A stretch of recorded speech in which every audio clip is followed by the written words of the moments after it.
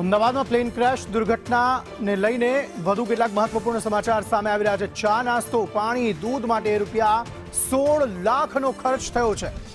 AMC એ 16 લાખથી વધુ રૂપિયાનો ખર્ચ કર્યો।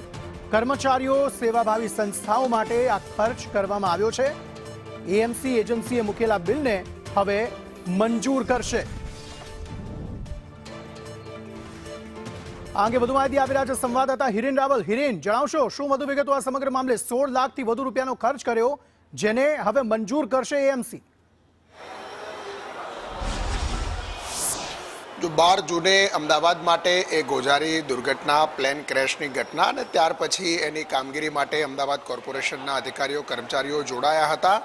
આજે સ્ટેન્ડિંગ કમિટીમાં આ બિલ મૂકવામાં આવ્યું છે કે એ સમયે કોર્પોરેશનના કર્મચારીઓએ કામગીરી દરમિયાન ચા નાસ્તો અને પાણી દૂધ અને બિસ્કિટ આ 5 વસ્તુઓ માટે થઈને 16 લાખ રૂપિયાનો ચા નાસ્તો અધિકારીઓ કર્મચારીઓએ કર્યો છે। એ પ્રકારનું બિલ સ્ટેન્ડિંગ કમિટી સમક્ષ મૂકવામાં આવ્યું છે। માત્ર ચા નાસ્તા માટેનું જ 16 લાખનું બિલ હશે, તો જમવાના બિલ કેટલા હોઈ શકે તે અનુમાન લગાવી શકાય છે।